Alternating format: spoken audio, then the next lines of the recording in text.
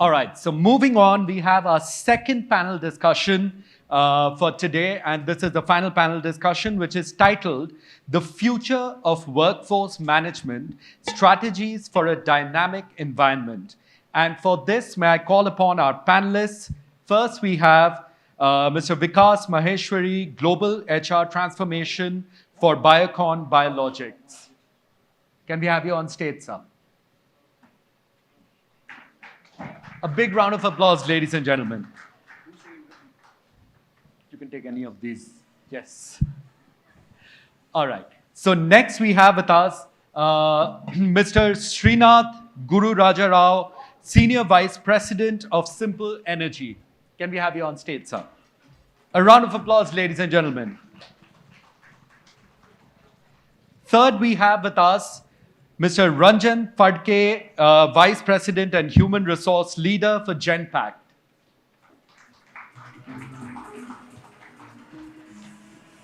And finally, we have with us Mr. Aashish Dua, Collab Lead South Commercial for Cisco.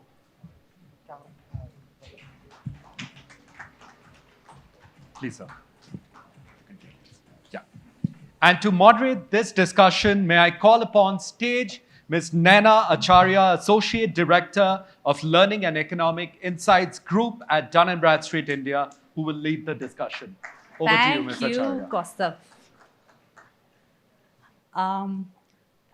I love Bangalore as a city, and it's always a pleasure to host conferences and summits here because the kind of pedigree of people that we get here is brilliant. And I'm very sure that all our HR fraternity gathered here must be keenly waiting to know and understand what's in store for them today. So to begin with, I would like to give a little bit of reference to context. This is the third edition of the Future Workplace Summit that Dun & Bradstreet has organized. We had 2 sessions, one in Bombay, one in Delhi, and now in Bangalore. And the perspectives are simply amazing. And as you know, the topic today is about a dynamic environment that we all are experiencing day in and day out. And as HR leaders, it becomes very imperative for us to understand that as co-pilots to the CEO, what is it that is expected from us? And earlier, we would always refer to an era as AD or BC. And today, in perpetually all discussions, it's pre-COVID and post-COVID. So just imagine that with just 2 years gone by, if there's a drastic change in the way people have started visualizing their work culture or their workplace, then the onus of making sure that we have the right talent, we create an environment of wellness, and we create a growth environment becomes so imperative. So that is primarily the reference to context. And again, before I begin the conversation with my esteemed panelists, there's a quote which I was telling them as well. It says, people often say that motivation doesn't last. Well, hey, neither does bathing. That's why we recommend it daily. And that is primarily the crux of our discussion today. And I thought that what best than start with that quote, because that is a reference to context that all of us would want to relate to. And at the end of the conversation, that's the key takeaways that we would want to have as well. So without further ado, my first question. And the first question is, how has the concept of workforce management evolved over the years? And what are the key factors that are driving the changes in the business landscape? Of course, I look at you, Ranjan. So I want your point of view. Yeah, Ranjan, I'll look at you. My apologies. So after Ranjan, of course, Vikas, I would like to you to add on as well. Yeah, Ranjan, over to you. Thanks. Thank you so much.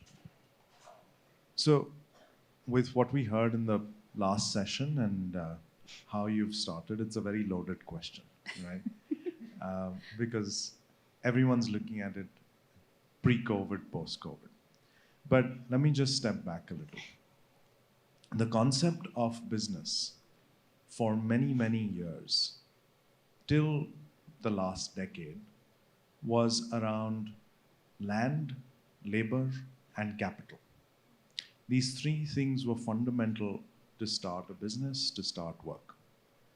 over the last decade and now predominantly over the last couple of years, that prerequisite to do business has shifted. Instead of land, it's platform.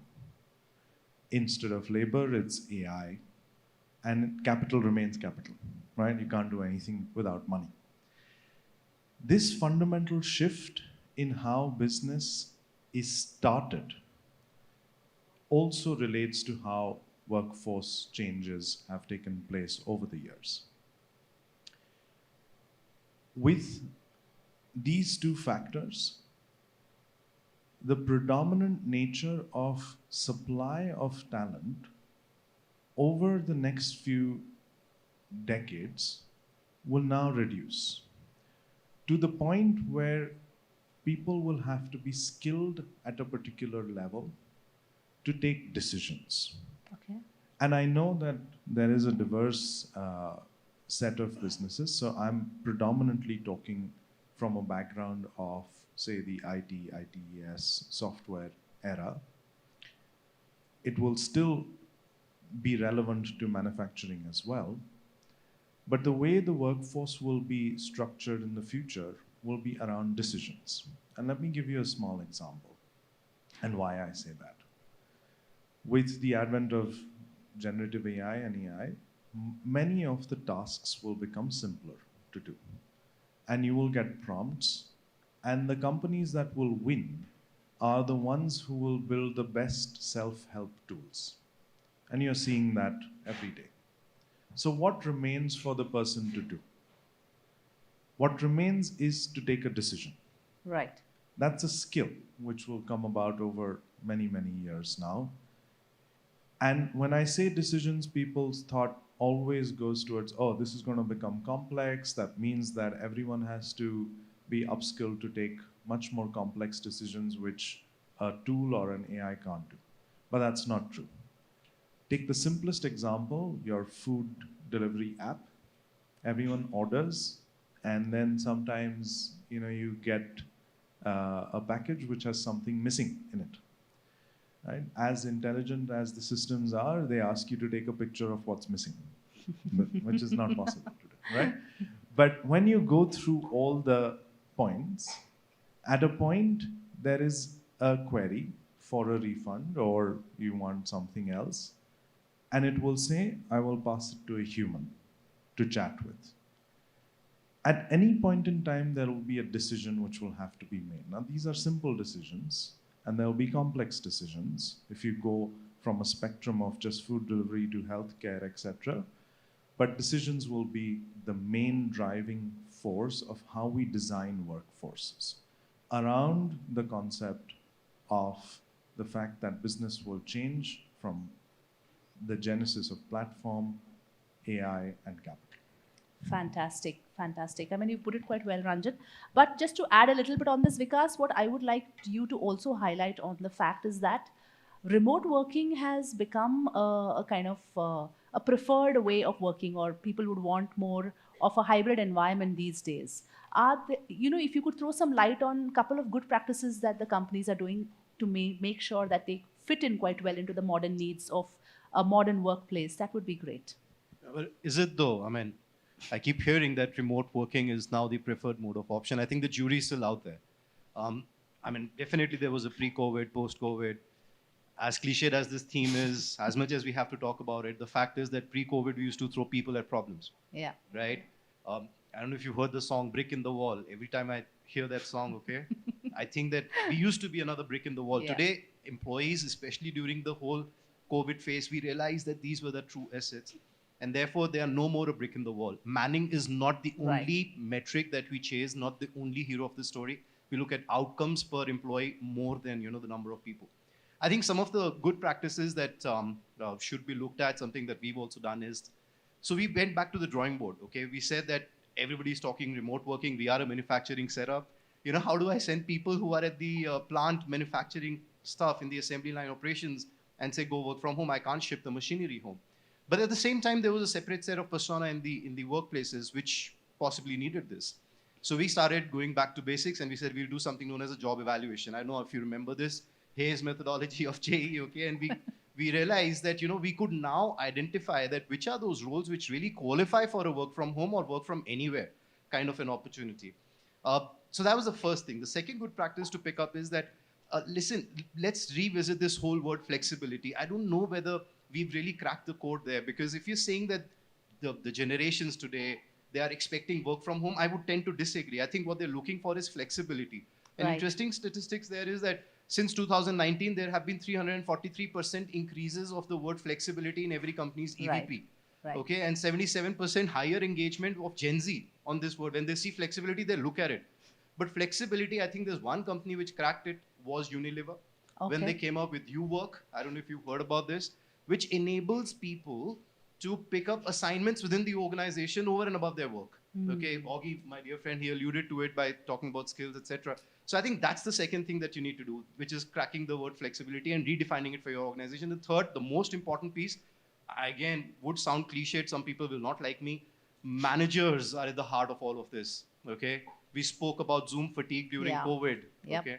Today as well, there is an empire building phenomena, scope and span, I need more and more control.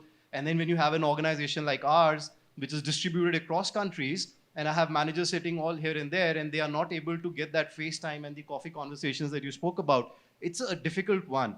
And the way to solve that is, I think, by doing a lot of unconscious bias trainings and things like that. Even before you implement on Basecamps and Slacks and WebEx, I think that's where some behavioral changes are really, really required. So I'll keep it short and back to you, Naina. Thank you.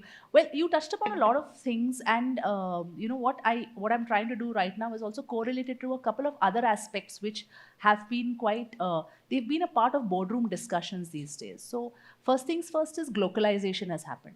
We never realized that during this entire COVID environment, we could get as many people into the room, quickly, have a discussion, a brainstorming at any given point in time.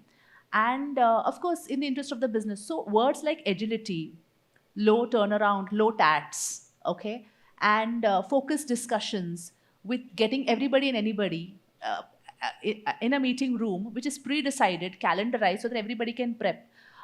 Was that possible when we were in office? Of course it was. But at the same time, what we didn't realize is, hey, if I have to speak to someone in the US, I will have to plan this accordingly. Now, everything was seamless because there was one platform which could kind of work well. But at the same time, this hybrid business model had a couple of challenges of its own. And my next question, is primarily to, Aashish, if you can just throw some light on this, because I understand that Cisco as a company was probably in the forefront to resolve a couple of these challenges and also helped a lot of organizations in creating an inclusive environment. So could you throw light on how did companies such as yourselves help organizations to monitor productivity, at the same time create a collaborative environment, and kind of could help companies overcome a couple of challenges? Sure, Naina.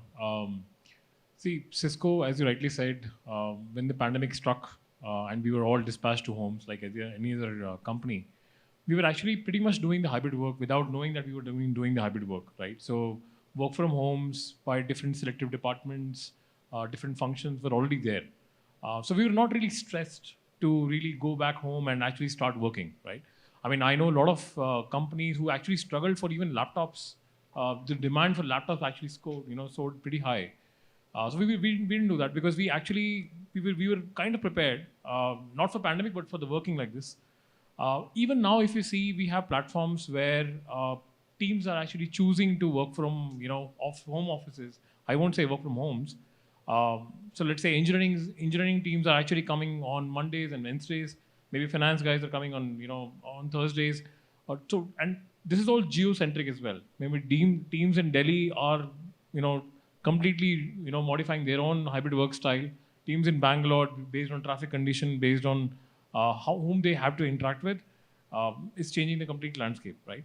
And definitely technology helps because of the fact that it is the same extension of work what we do in office and the same extension of work what we do actually on home space.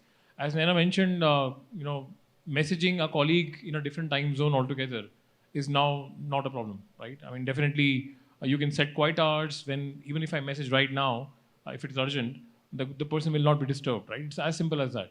So technology is definitely playing a key role. And as I said, there has to be purpose to come to office. If it is just, coming the same, doing some presentations which can be done from home, then I think it's not really worth it to come to office, right? That's Aashish, true. I mean, you really spoke my mind because there were multiple instances where I could correlate to what you're saying. Also, for everyone out here, I would like to share that Dun & Bradstreet as a company, we are primarily focused on providing insights through data. And we have a lot of analytical tools which helps us to decipher complex data and give meaningful results. And as a part of this, what we do is we conduct a lot of surveys to understand what people really want, and looking at the kind of age groups who will be entering the workforce, or for that matter people who are already there in the system. We realize that there is so much of disparity. That's first you'll need to solve that. Make sure that the people within the organization are equipped enough to carry forward the business, and second is you create a business lucrative enough for the new generation to come. I mean, just imagine the kind of predicament that all of you kind of have to face in due course of time. So what we did is we ran a survey, and we have a couple of outputs, but at the same time we would want to run the survey again here within the room to check your perspective. So can we have the Mentimeter up, please? So it's a very simple survey with some basic questions, but we want to know your point of view. Then match it with the output that we've got. So as you can see out here, you have to just log into www.menti.com, if you can please log into that. And then you have a code. It's pretty simple, and we'll just take roughly about 40 seconds for this. And the code is 41962721. I repeat, it's 41962721. Can we have the question on the screen, please?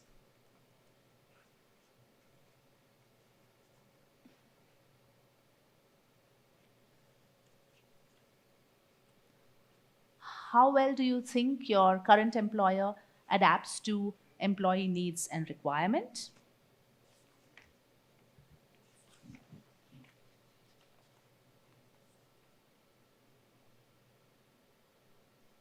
Okay. Did you mention this was anonymous? Sorry? We want to know a POV. Well, See after my comment? yeah. The number, it's 41962721. Great. It's, oopsie. Quite interesting, because can we have the original result, please? Well, as you can see, there's a stark difference. I mean, I'm quite impressed that Bangalore is the only city where, you have not very well on a higher side, and then you have moderately well, which is what we got during the survey. Well, that actually means something, because it's not about Bangalore, it's probably about the industry concentration. And if we have more of the IT industry concentration here, then there is a message that we're strongly getting from the city, that at the end of the day, some people are just not happy. And I'll tell you why. Because most of the time in our respective careers, as we grow up the corporate ladder, we tend to do things that are pretty necessary for our roles, but it's not close to our heart. And then what happens is, if you get an opportunity to just spend just about a little bit of your time during the week or during the month doing what you like, you just go ahead and do it. And that need not always be something related to art or creativity. It could be writing, and writing, say for example, for a corporate communication team, because that's what you probably like to write, right? But because your role is X or Y, you're not able to. And that is where the gig economy actually comes into vogue. There is a misnomer thinking that gig economy is primarily for people who want to take freelance jobs, or people who are quite young, who want to earn an extra buck. But believe me, that's not the case, because what we did is when we started speaking to people, we realized that sometimes it's that unfulfilled passion that they would want to. And what has happened is you have good, well-educated, qualified people to do that. That is when a parallel kind of, I would say, an employee base has been created. And thanks to COVID, they could, because they could save on their travel time, they could do a lot of things. And that is where the elephant in the room is now, the gig economy. So if you have project-based activities where you would want to have these kind of employees work for you, it's an open and shut case. But at the end of the day, retaining them is a big problem. So again, I will come back to the course and say that, okay, fine. Looking at this survey and seeing that in Bangalore, there is a slight difference in the output. Next question is around the gig economy. And Srinath, this is for you.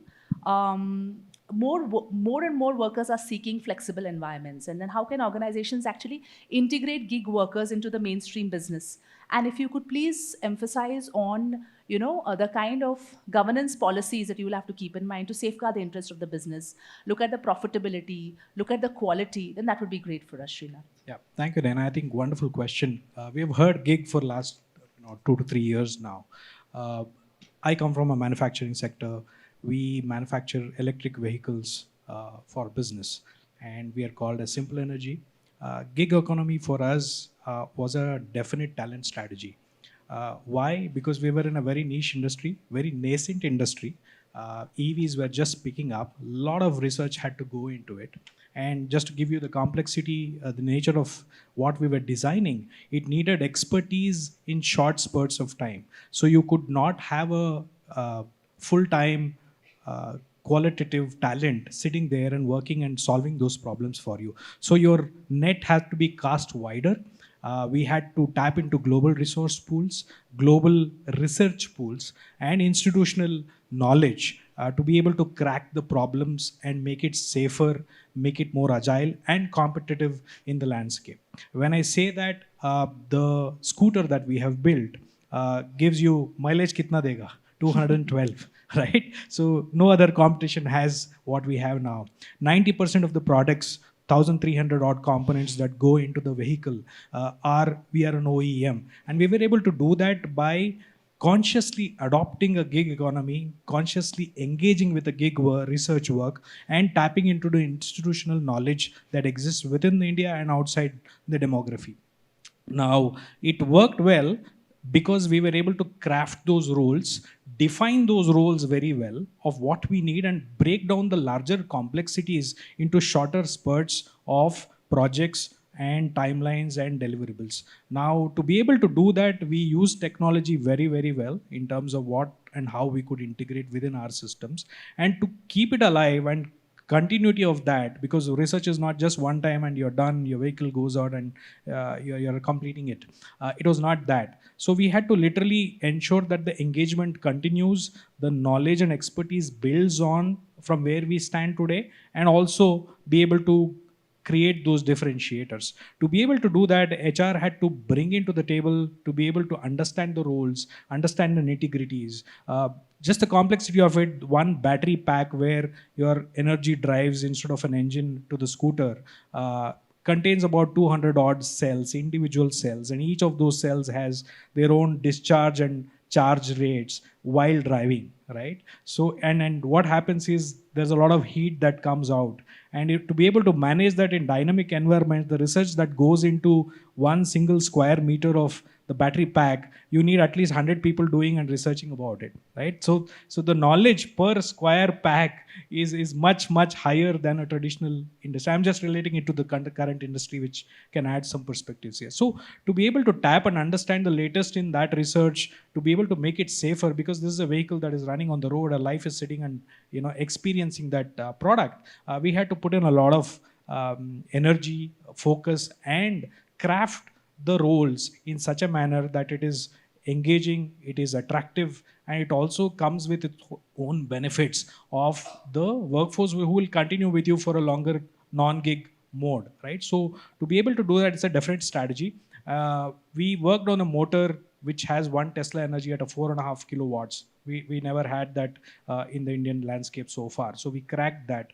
And out of that, 30% of my workforce was gig, right? Oh, okay. 30% of my workforce was gig because we were able to crack that and drive more energy because we found that the problem statement there was a lot of scooters currently in the market did not have pack enough acceleration when we started. So we had to crack that, solve that problem. So my take here is if we are able to design our roles, identify those roles as Vikas mentioned, which are those roles that you need to engage and have a different talent strategy. Not all of it will come. There are modes where you need a full-time employee engaging.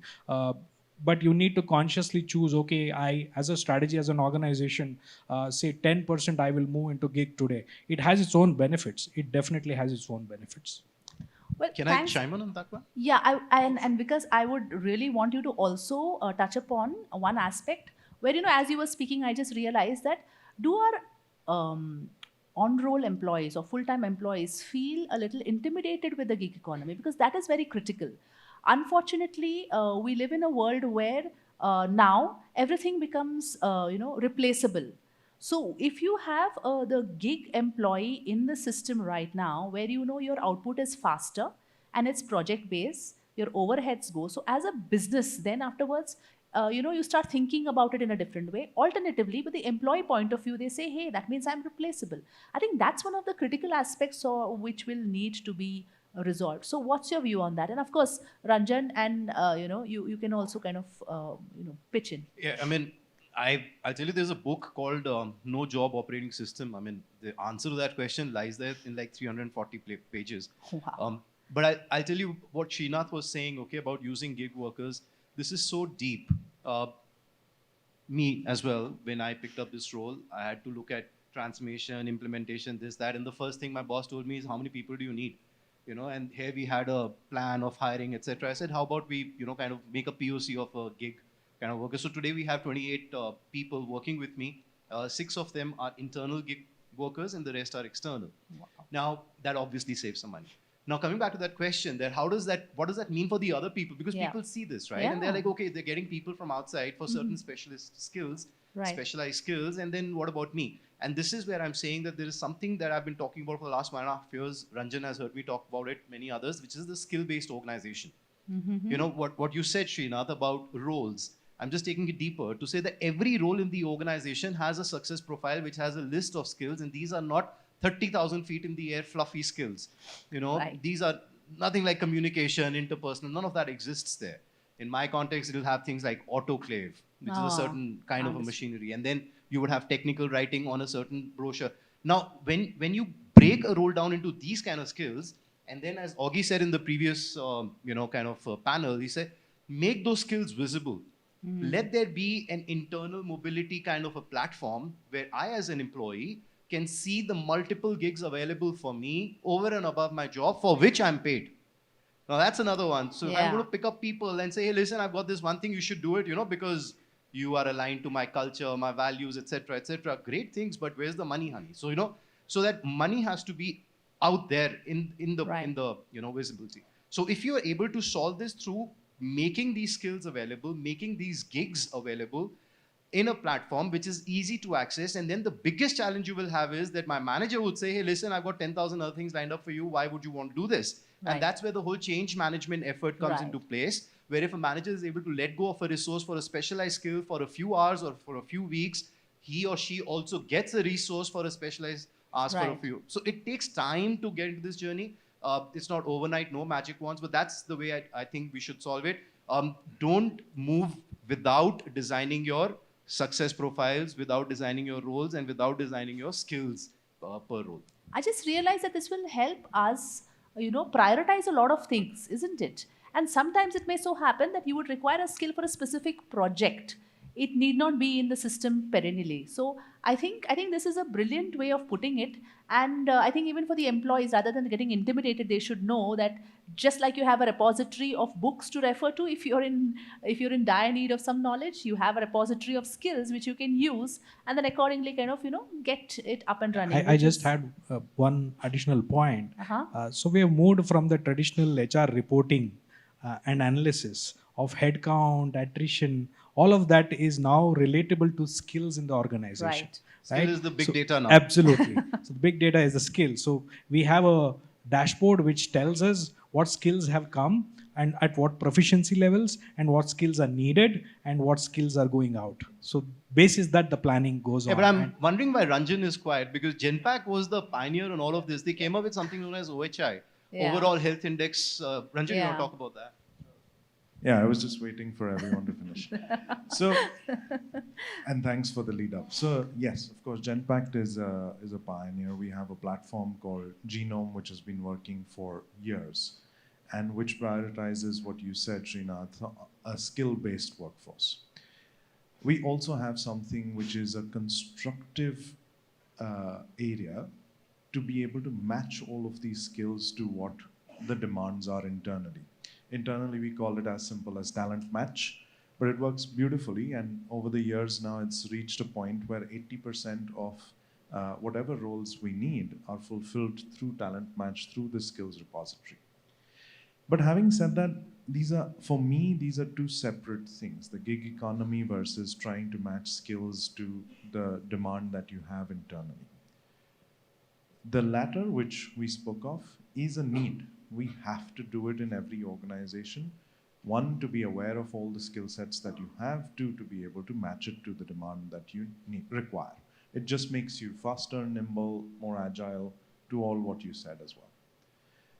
The gig workspace is, I think, in many cases, we're trying to transpose upon the traditional workforce that we have. And I just want to take a moment to separate that. Okay. I don't think that a gig workspace or the gig economy is a threat on engagement of an individual inside a company. I think that notion needs to be demolished. Nobody is threatened by the gig workforce. They have a stable job, they have what they need. You saw in the previous discussion the needs of an individual, career opportunities, etc., growth, development. Those are all part and intrinsic to what an organization helps develop. When you're looking at skill sets internally, you want to also develop them, so you have capability development department, so on and so forth, right? The gig workforce is independent of this. In certain ways, it's an HR person's dream. They're outside your traditional structure. They themselves upskill themselves over a period of time. It's their own responsibility. They set their rates. Their work and how you select them is dependent on a previous reference or what they have done, as against a traditional interview. Just imagine two sides of it.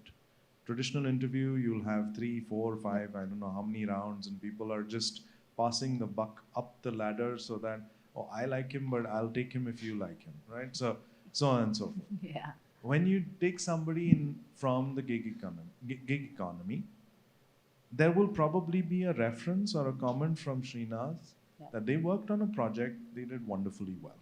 Now that's relevant work for me, and I know Srinath, so I'm trusting that. Right. So on and so forth. There's a huge difference in the way we will look at the selection for this. It's much more quicker, much more faster, much more outcome-oriented as well as Vikas pointed out. So first, I don't think it's a threat and it's not superimposable on your traditional workforce. Second, trying to incorporate the gig culture inside may have some benefits, but also has dangers, like you pointed out, of selection, etc. And what do you do with it? So separate the two, right? Gig economy, HR's dream. I don't have to manage the person's career. They manage it themselves. I don't have to manage learning and development for them. They manage it themselves. I don't have to decide their comp and ben. I can choose from a rate card. I can choose what's suitable for me, right? My challenge as an HR person is, am I connected to as many channels as possible to those relevant platforms where I can get those people, right? Right. The second challenge is the decision making, like Srinath said, what do we give out Right. and what do we keep within? There was an interesting quote almost, I think, 4 years back by a leader from Accenture, where he said that today Accenture is at such a place where we can do anything for any company except the core. And what he meant by that was we can't do the strategy, we can't do the product, we can't tell you or do your core business, right? But we can do everything around that. The gig economy is basically that. You cannot outsource the fact that, oh, I want to start a business, you start it for me. That you can't do, but you can do everything around that in terms of development, marketing, whatever you need, you can get from there. So that's my take. Thank you so much, Ranjan. It's very interesting, and as I said, it could also be a bane in its own way, because in the gig economy they are not loyal to the company, or they may probably also have worked with your competitors. How do you keep a check on that? That's a larger discussion though, and I wouldn't want to delve into it right now. But having said that, before we move to the next leg, there is again the same drill. There's going to be a quick question. We're going to compare it with the survey that we had done earlier. So can we have the Mentimeter, please? The code is the same. It's 41962721. There's a very simple question. Would love to know your point of view on the same. Okay.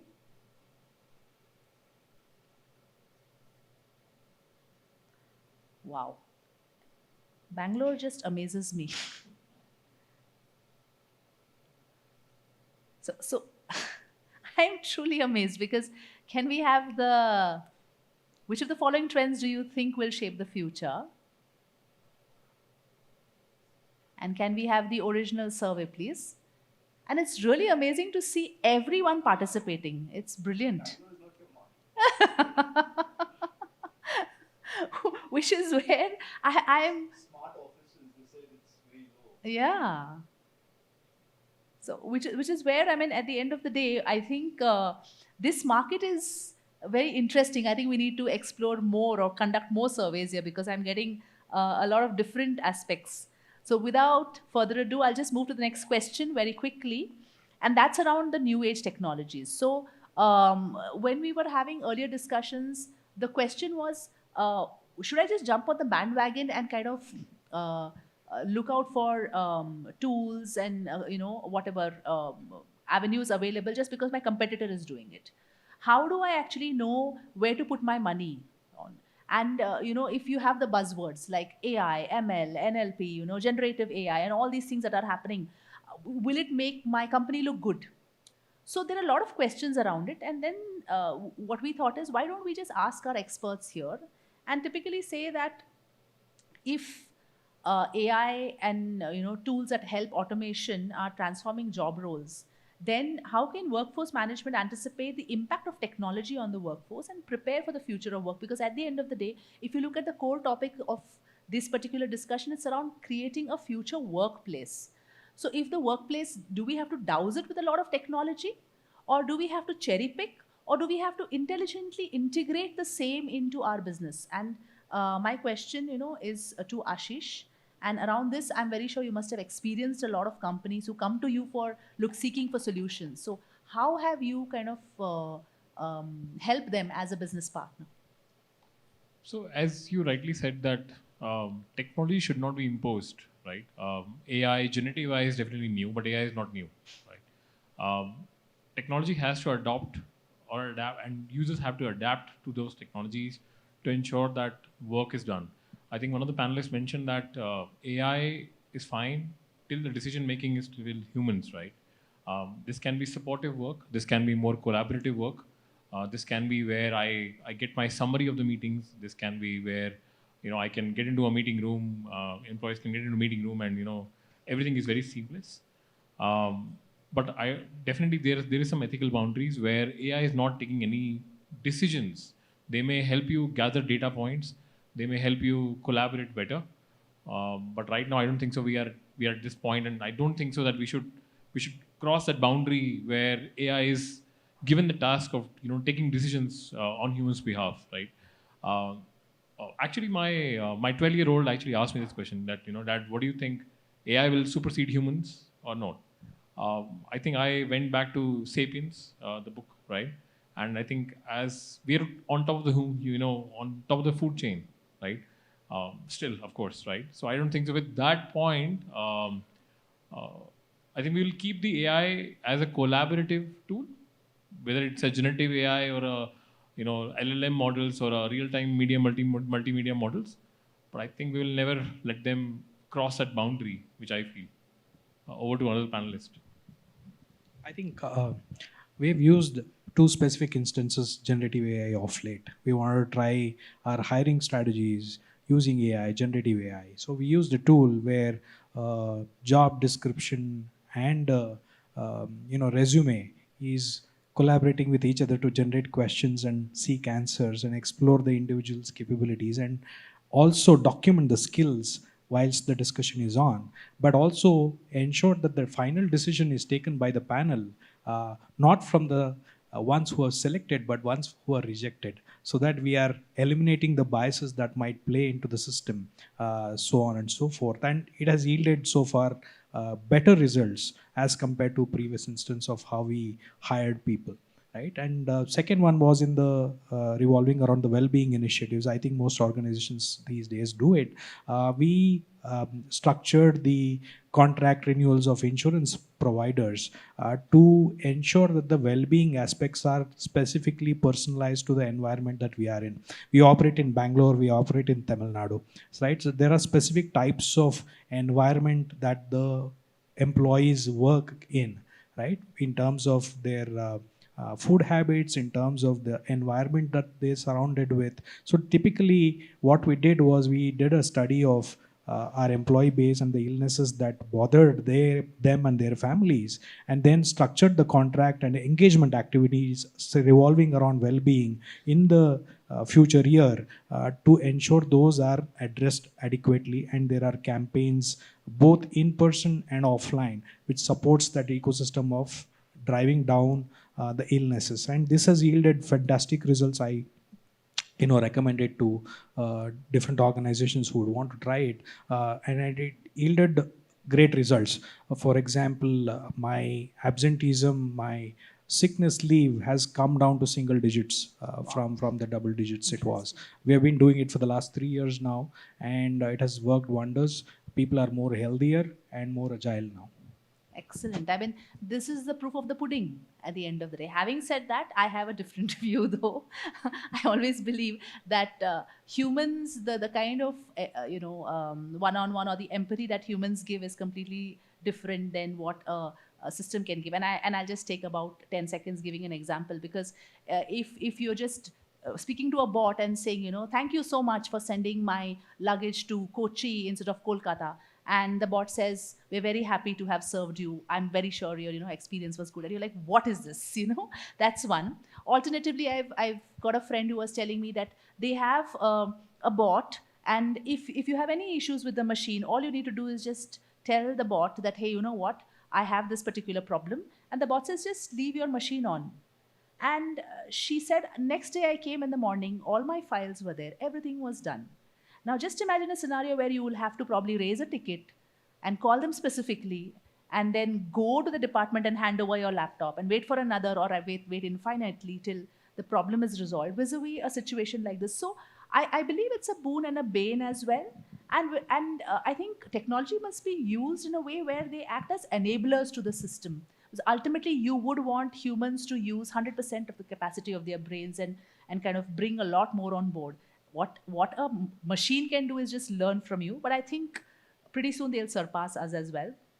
Having said that, I must also share an experience with you. So I was on a global call with our global marketing leaders, and I said, what will they talk? It was the entire, all the Marcom teams across the globe. I said, I think we'll just have fun. And my boss was kind enough to say that, you join the call and see what we're doing. I'm like, oh, all right, I'll just join. And I was shocked, because they were talking business. There were dashboards, and like how? And the kind of, they were talking data, they were talking about leads, they were talking about business growth, they're talking about, product-wise improvisation, they were talking about, so in research we have the descriptive, the predictive, and the prescriptive mode, right? Description is what you can see, predictive is where you're going to go further, and prescriptive is what you need to do to move further. And those were the discussions that a group of marketing heads were having, which is where our next focus is, that is on data and analytics. HR as a fraternity, I think, is graduating and graduating like how?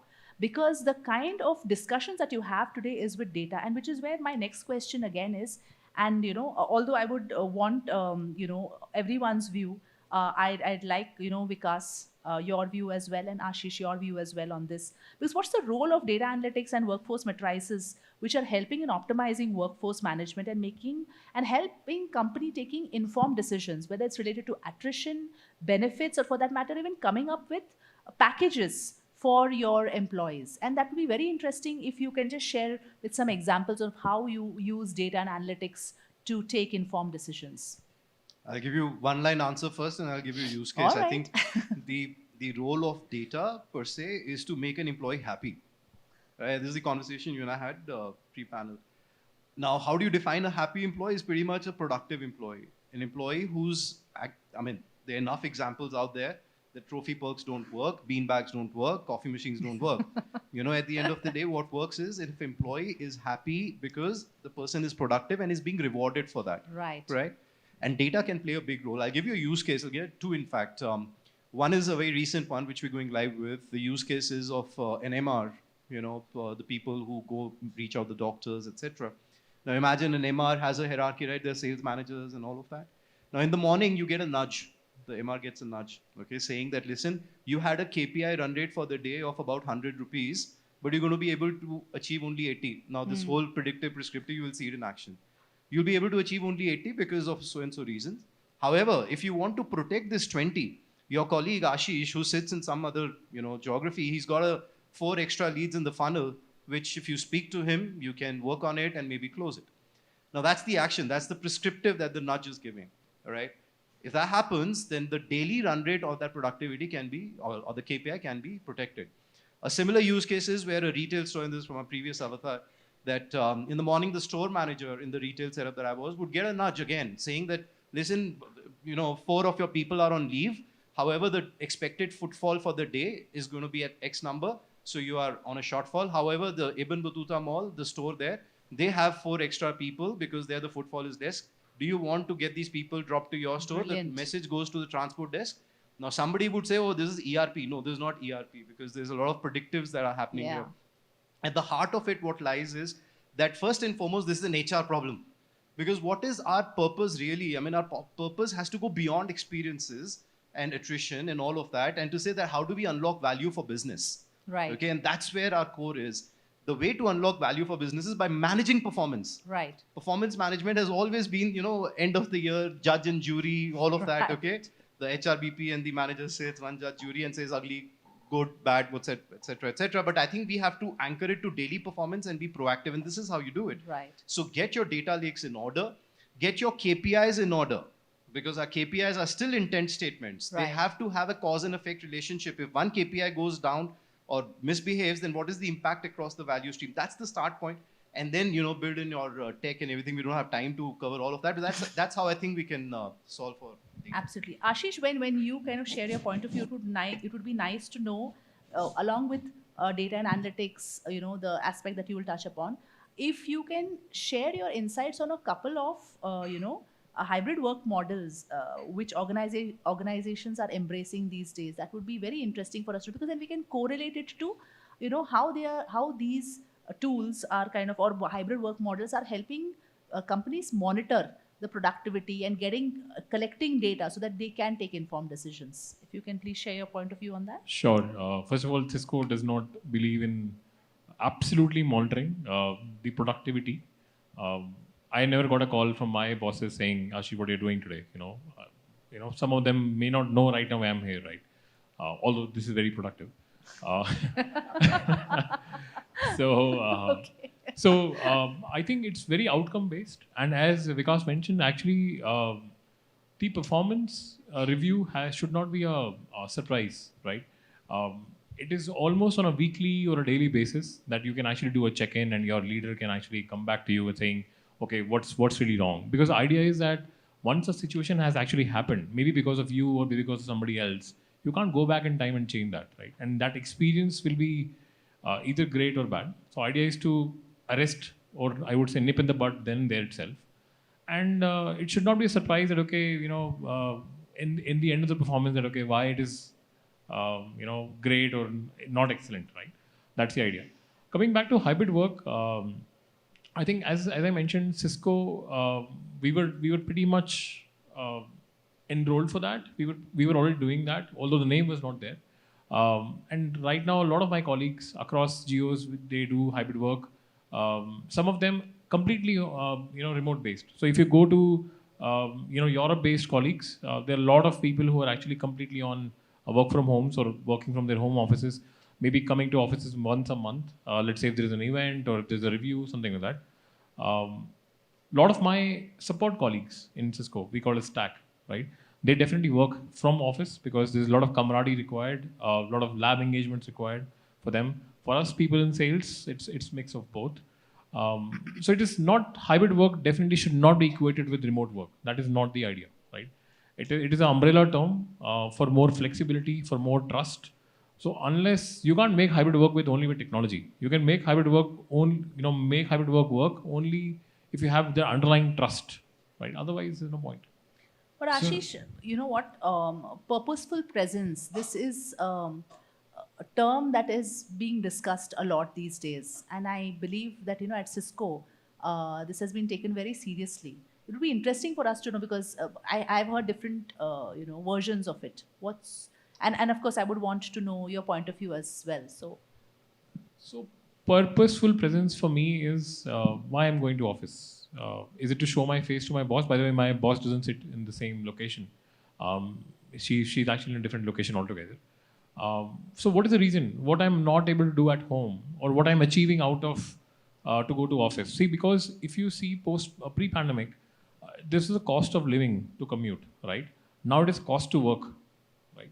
So basically, what you're earning also has a cost every day, in terms of mental cost, in terms of the cost in the money perspective. So I would say that I have to really find the purpose of, okay, why I'm in office. Maybe I need to have a mentor session, and one-to-one is more private conversation, more open conversation than as compared to any Teams platform or WebEx platform. The other thing is definitely the human connection. Somebody you want to approach new, you want to propel yourself as well forward. You have some new ideas where you want to prime somebody up, right? Instead of just sending notes out of it. Nobody reads notes, by the way, or reads from their own perspective. So I think I would say the human element definitely works for hybrid work. So that is the purpose. What about you, Vikas? I think, sorry, Ranjan. Yeah. So just 2-3 points, right? From where we started this topic or this section, which was from how are we using data to hybrid, to then are you purposeful at work or whatever that is. So look, I think most of us think about data, and the first thing that comes to our mind from an HR perspective is, can I manage performance? Mm-hmm. And what I heard today is a common theme that we try to bring the element of managing performance closer to the event. So it was once a year in the old days. Now it might be quarterly. Now some people want it weekly, now daily, and then we want to use data and tools to come closer to the event of the actual activity. Right. It might be good to be able to do that, but no matter how close you come, it's post facto. Right. A lot of work still needs to be done in our own space from an HR standpoint on work packaging. Right. And particularly so in the services than, say, manufacturing. Manufacturing has been successful for years and years because they've packaged the work for an individual in a well-defined manner with proper matrices to achieve at every single event. We don't do that in services. And work packaging is a lost art now. And hence our focus has gone to managing post-facto events of performance. You missed it, so why? You missed it, so why? But what did you do to ensure that they didn't miss it? Did you package the work in the first place that it's streamlined enough that you don't have to think about it? Right. So that's the use of data I would rely on more now, because there are a lot of tools to do the performance management as close as possible to the event. So a lot of data should be used to package the work. Second is its impact on hybrid. It has a full impact on hybrid because everyone's worried that I'm losing control. They didn't worry about that when nobody was in office, because everyone then was singing praises that we love the fact that we can trust people. So if you trusted people, design the work in a way that they can deliver it wherever they are. And we are missing the point between these two words that we use of remote and distributed. We were always remote. In the outsourcing world, a client would outsource it to us. We are remote to the client. Today, the world is distributed, right? So people are much more distributed. And in that sense, you have to manage work packages. And that's where the data will link up to being able to manage a hybrid environment much more clearly. Wow. I think just to add one point, I remember a good quote from one of my bosses who said, "Don't reduce lives of employees to mathematical exactitudes." As an HR professional, it's very, very important to not look at human being from the lenses of just numbers, because there is much more to a human being, which is called aspiration, which is called flexibility, which is called beyond. Yeah. Right? Those are the ones that we need to ensure are tapped into and unlocked.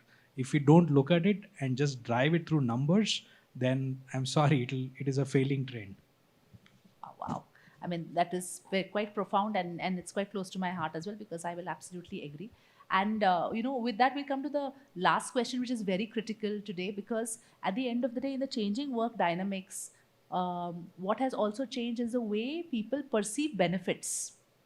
And when we say people perceive benefits, earlier it would be a remuneration, or it would be a gym membership, or it would be some sort of medical thing that was just added. Run of the mill 5 or 6 points, which would be termed as benefits. But today the dynamics have changed. And I would want to hear from all of you as well that in your respective companies or in your surroundings, in your discussions, have you seen 3? And I would just want you to identify 3 top changes in these packages of benefits and wellness that have been given to employees. Let's start with you, Srinath, and then we'll go around the table.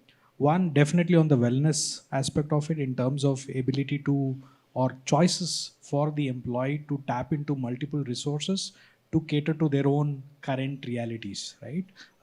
Somebody's family might be in a problem, somebody needs help with a good consultation of a doctor, so we bought that into it. Next stage was to see, as a learning organization, innovation was very key to how we drove things, because we were in a very niche industry.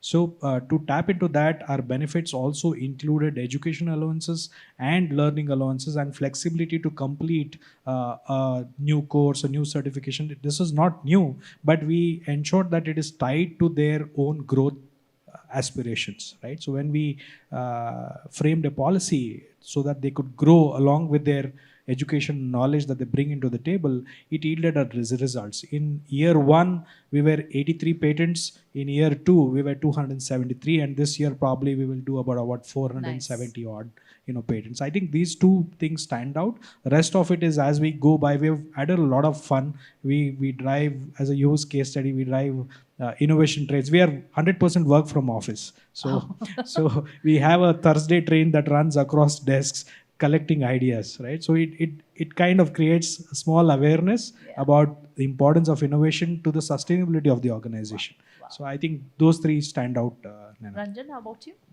Yeah, so, for us, we are one of the few still. Now it's a changing trend every week where everyone's bringing people back to office. We are still remote, particularly in analytics and our space. So that's a benefit. Yeah. Considering the fact that many organizations are pulling their people back, and we'll end up being hybrid. We'll not come back fully to office. So I think that flexibility will remain. And along with that, all the other flexibility remains in designing your work hours, etc. Because people are not on top of each other, like how Aashish said, every minute of the day. That for me is the biggest benefit. The second, I don't want to call out what we're doing, but just step back. Every organization worth its weight during COVID bent over backwards, did everything possible to take care of their people. From checking in on them constantly, I was with an organization during that time. We literally had a task force which was arranging for oxygen cylinders, checking for availability of beds in hospitals, to the point where every organization, I think in the end, made sure and scrambled for vaccines for their people and delivered them in office and got people vaccinated. If that's not a benefit, nothing is. And I think people have forgotten that, Absolutely. right? So when people think of these smaller things today, whether I can do this or that, or whether my organization is allowing me some more allowance for something else, I think we need to not maybe remind them, but everyone should be cognizant of the fact that when the times were really bad, the organizations, everyone stepped up, and that was a benefit. Wow. I mean, we as at Dun & Bradstreet also experienced the same thing, and your loyalty to the company increases because when they were with you, when you hit rock bottom, I think that's what's more important. How about you, Vikas? Well, the year after that, we had the Great Resignation, so I don't know. The era of resignation, that's a separate topic and a separate discussion altogether. Right, for us as well, pretty much the same. I'll just probably add, because I don't want to repeat everything that you all said. I think our core philosophy is that how can we be proactive around it? So we started investing a bit on the data modeling side of it to predict burnouts, to say that, which are the people who are going to burn out at so-and-so period, and then look at the actions that you take. That's one. The second is that more and more we're trying to, hyper-personalize, again, cliche, it's spoken enough, to say that can benefits policies be by the people, for the people, of the people? Yeah. It doesn't make sense if you give a 47-year-old like me a dating allowance. It's not going to help, but possibly, give me a child education loan or something like that. So there's a lot of effort, but then our nuances is a tad bit different because then we also deal with global markets where a lot of this is regulated. When you have 401k, etc. in the US and the others. So we can't really have one kind of an approach in all the geographies. Yeah. But coming back to the benefits, as Srinath pointed out, that benefits is something which is very broad. Even a pat in the back could be a benefit for somebody for the day. Or an alignment to a sense of purpose for an employee could be a benefit for that person as well. So we are trying to broaden the scope, but I think our start point really is to say that how much can we really cover illnesses and things like that, but we can definitely cover what happens in the organization. Right. And we can create an ecosystem where we are able to predict that something is going on and arrest that problem proactively. Moodometers, as everybody else does it, NLP, everybody does. A lot of this is not allowed in the markets that we operate in, but whatever best we can do with declarations taken is what we're trying to do, but the investment is more on the data side of it. Wow, good. So Aashish, I think when you answer, what would be really helpful is how do we tie up all these things through a collaborative tool? Because I do not think that at the time of dire need, I would be in a situation to call up people. There has to be something that has to be quick, agile, and turnaround time has to be in some nanoseconds. So I think that is, and fortunately or unfortunately, only a technology tool can kind of enable this. So how do we tie this up? Yeah, so we tie this up with, I can tell you what Cisco and some of our customers, esteemed customers have done that, is by having our platform, which is a collaboration platform for WebEx. I mean, as you rightly said, emails are really, very slow, slow to read, slow to respond. I can talk to any of my global colleagues right now. When I say talk to in message connect, right? That's the idea. Schedule meetings, get my summaries. So that actually aid me for doing my hybrid work completely well, right? This also, I would say, I won't say track, but if you allow that to be measured, they also talks about engagement levels, right? How many meetings I have done. So, if you are okay to share that with your boss, then only boss gets visibility. So are you burning out or not? So basically more on employee engagement as well, not just communications platform. So this is just one platform which is tied up to enable you for work from home, your satellite offices. Tomorrow I may be in Delhi. I can actually seamlessly do that. Coming back to your original question, three things. One, Cisco is embracing hybrid work pretty perfectly, right? And I've seen that changing over a period of time because employees do give feedback and those feedbacks have been accommodated. Second thing is focus on mental health, right? We get quarterly off, complete off, and it is not just that, okay, some coworker will actually call me, right? It is from top down, so it's complete off globally, right? So globally, Cisco is off for 1 day in quarter. That is mostly across the weekend, so you can actually enjoy a long weekend. Nice. Yeah, and there are a lot of mental health, resources what employees can actually refer to. Thirdly, which I would mention is focus on financial well-being as well, right? Because that will also stress. If you're not financially well, you will actually stress out, and this will definitely impact your mental health and of course work as well. So I would sum it up that way. Thank you. I mean, what I can hear from our esteemed panelists time and again are a couple of things. First thing is that moving forward, a hybrid work model is something that people will expect.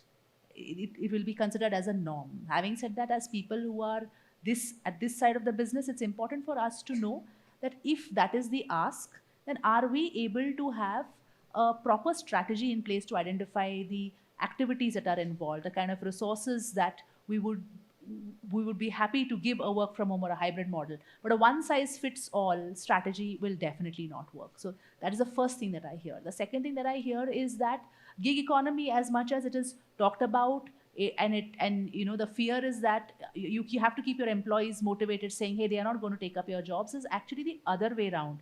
It is not going to take up jobs, but it's going to create more opportunities for people, because at the end of the day, your economies of scale for your businesses. And Vikas, you put it very well. I love the whole idea that, like you have a repository of books, a ready reference kind of a playbook, you have a ready reference gig employee out there where you can take on more projects. But at the same time, what's very important is to make sure that you do your checks and balances. So the governance of this entire gig employee economy that we will have to look at is very, very critical. Third, that I realize is that in today's world, because globalization has happened, it's very, very important to have a good, robust IT architecture in place so that you can have proper collaboration, you can have proper kind of, collation of data, so that at the end of the day, when you have to look at a couple of huge data sets and comprise it into meaningful insights where you can have a conversation with your seniors, it becomes very interesting to have that conversation in the first place. And as I can correlate it to the survey that we did, where I was surprised that Bangalore as a city actually gave me something different than what we experienced in the other two cities. Probably you'll get a couple of surprises, which is very important. Last but not the least that I realized is that employee wellness benefits are not limited to a couple of goodies that you give. It's got more to do with their mental wellness, their wellness as human beings, their wellness as family men, their wellness as employees.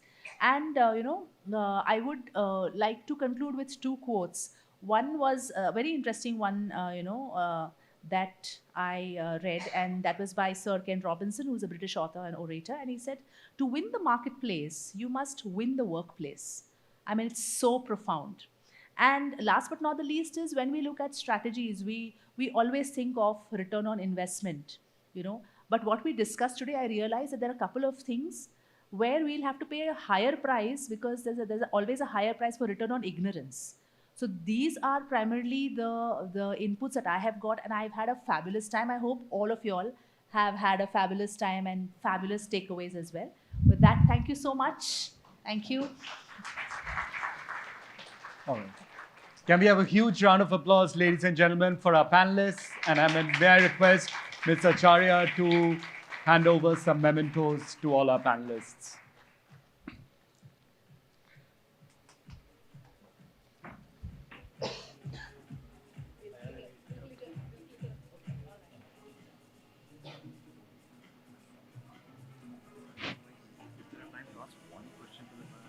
You can directly connect with them after that. Yeah, you. All right, so while we wait for the picture to be clicked and all of that, How many of you have noticed that we have some booths out there? Can I see a show of hands? Everyone has seen them? So we have booths that have been set up by Titan, by Jiffy, and by WebEx, by Cisco. So I would request you all to definitely go visit the booths and talk to them about what they're offering and, you know, what they're doing in general. So yes. So we still have one picture left, I think, the group photo.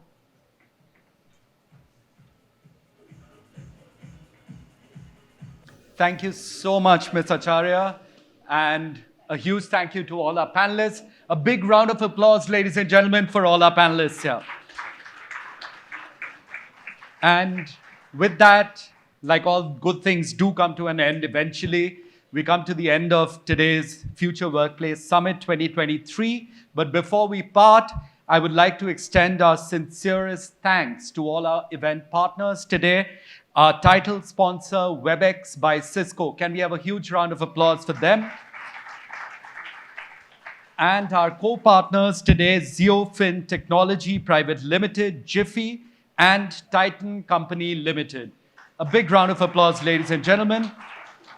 And yes, do not forget to share your views and your thoughts about today's summit on your social media handles. And do tag Dun & Bradstreet India and use the hashtag DNBFWS2023. Thank you so much. We'll see you at lunch today where you can connect with your peers. And in case I know some of you had questions for others, you can definitely network amongst each other. Thank you. This is Kaustav Bhattacharya signing off today. Thank you, everyone.